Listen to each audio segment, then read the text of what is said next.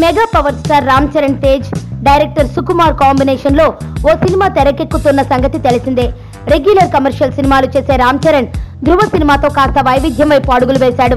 తాజాగా సుకుమార్ సినిమా గురించి వినిపిస్తున్న వార్తలు వింటుంటే చెర్రీ ఓ భారీ ప్రయోగాత్మక సినిమా చేస్తున్నట్టు అనిపిస్తోంది.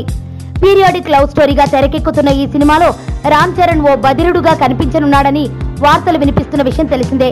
ఈ సినిమాలో రామ్ చరణ్ పేరు చిట్టిబాబు అని, చేపలు పట్టే వ్యక్తిగా కనిపిస్తాడని ప్రచారం జరుగుతోంది. అందుకే షూటింగ్ లొకేషన్ గా గోదావరి జిల్లాని ఎంపిక చేసుకున్నారట. అలాగే ఈ సినిమాకు రేపల్లె అని పేరు కూడా దాదాపు ఖరారైనట్టు సమాచారం.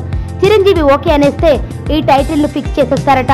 కాగా ఈ సినిమాలో హీరోయిన్ గా నటిస్తున్న సమంత పాత్ర గురించి కూడా రకరకాల గాసిప్లు వినబడుతున్నాయి.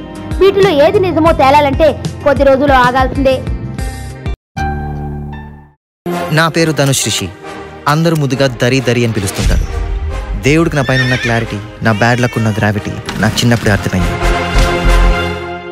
నా లైఫ్లో లక్ ఫ్యాక్టర్ రాంగ్గా ఉండొచ్చు, కానీ లవ్ ఫ్యాక్టర్ మాత్రం చాలా స్ట్రాంగ్గా ఉంది. ఒక మనిషి చేయి చూసి తన జాతకం మొత్తం చెప్పేయగలను.